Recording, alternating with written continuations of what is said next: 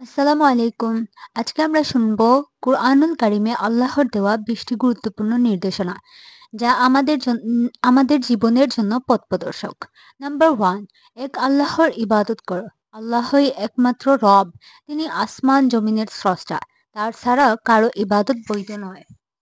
তিনি আমাদের রিজিক দেন, জীবন মরণ তার হাতে। তাই ইবাদত, দুয়া, কৃতজ্ঞতা সবকিছু শুধু আল্লাহর জন্যই হওয়া উচিত। নাম্বার 2, শিরক থেকে বেঁচে থাকা। শিরক হলো আল্লাহর সাথে কাউকে শরিক করা। এটি সবচেয়ে বড় পাপ। আল্লাহ বলেন, নিশ্চয়ই শিরক একটি মহা জুলুম। শিরক করলে আল্লাহ ক্ষমা করবেন না, আর জাহান্নামী হবে শেষ ঠিকানা। নাম্বার 3, নামাজ কায়েম করো। নামাজ হলো ইসলামের মূল স্তম্ভ। এটি মুমিনের পরিচয়। নামাজের মাধ্যমে বান্দা আল্লাহর কাছে মাথা নত করে। যে নামাজ কায়েম করে তার জীবন সঠিক পথে চলে, আর যে নামাজ ছেড়ে দেয় তার জীবন অন্ধকারে ডুবে যায়। নাম্বার 4, জাকাত দাও। জাকাত হলো ধনীদের সম্পদ থেকে গরিবের অধিকার। এটি সমাজে ভারসাম্য আনে, হিংসা বিদ্বেষ কমায়। আল্লাহ বলেন, যারা জাকাত দেয় না, কিয়ামতের দিন তাদের সম্পদ আগুনে গরম করে শাস্তি দেওয়া হবে। নাম্বার 5, রোজা রাখো।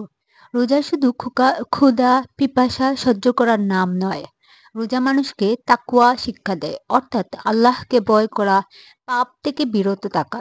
রোজা আত্মাকে শুদ্ধ করে, গুনাহকে মানুষকে গুনাহ থেকে দূরে রাখে। নাম্বার 6, হজ করো। হজ হলো ইসলামের পঞ্চম স্তম্ভ। এটি ঐক্য, আত্মসমর্পণ এবং আল্লাহর কাছে বিনয় প্রকাশের প্রতীক। হজ মুমিনদের গুনাহ ক্ষমার সুযোগ করে দেয়। নাম্বার 7, আল্লাহর উপর ভরসা করো। মানুষ পরিকল্পনা করে, কিন্তু আল্লাহর পরিকল্পনাই শেষ সত্য। তাই কঠিন সময়, দুঃখ, কষ্ট কিংবা বিপদে আল্লাহর উপর ভরসা রাখো। তিনি তার বান্দাকে কখনো হতাশ করেন না। নাম্বার 8, আল্লাহকে বেশি বেশি স্মরণ করো। জিকর হলো অন্তরের আলো। যে বেশি জিকর করে তার অন্তর শান্ত থাকে। আল্লাহ বলেন, আল্লাহর জিকরে অন্তর প্রশান্ত হয়। নাম্বার 9, তাওবা করো। মানুষ ভুল করবেই, কিন্তু আল্লাহ ক্ষমাশীল। তিনি বলেন, হে ইমানদারগণ, তোমরা আন্তরিক তাওবা করো। তাওবা করলে আল্লাহ অতীতের গুনাহ মুছে দেন। নাম্বার 10, মা বাবার সাথে সদ্ব্যবহার করো। মা বাবা সন্তানকে জন্ম থেকে বড় করেছেন কষ্ট করে। তাই আল্লাহ নির্দেশ দিয়েছেন, তাদের সাথে ভালো ব্যবহার করো, কটু কথা বলো না।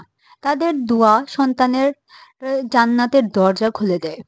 নাম্বার 11, আত্মীয়তার সম্পর্ক বজায় রাখো। যে আত্মীয়তার সম্পর্ক ছিন্ন করে, আল্লাহ তার থেকে মুখ ফিরিয়ে নেন। আত্মীয়ের সাথে ভালো ব্যবহার করলে আল্লাহ রিজিক বাড়িয়ে দেন, জীবন দীর্ঘ করেন। নাম্বার 12, এতিমের হক রক্ষা করো। এতিমদের প্রতি সহানুভূতিশীল হওয়া ইসলামের বড় শিক্ষা। এতিমের সম্পদ গ্রাস করা জাহান্নামের আগুন খাওয়ার সমান। নাম্বার 13, স্ত্রীদের সাথে সুন্দর ব্যবহার করা। আল্লাহ বলেন, তোমাদের স্ত্রীদের সাথে সুন্দরভাবে জীবনযাপন করো। দাম্পত্য জীবন ভালোবাসা, সহযোগিতা ও সম্মানের উপর দাঁড়ানো উচিত। নাম্বার 14, প্রতিবেশীর হক আদায় করো। ভালো প্রতিবেশী জান্নাতের সম্পদ।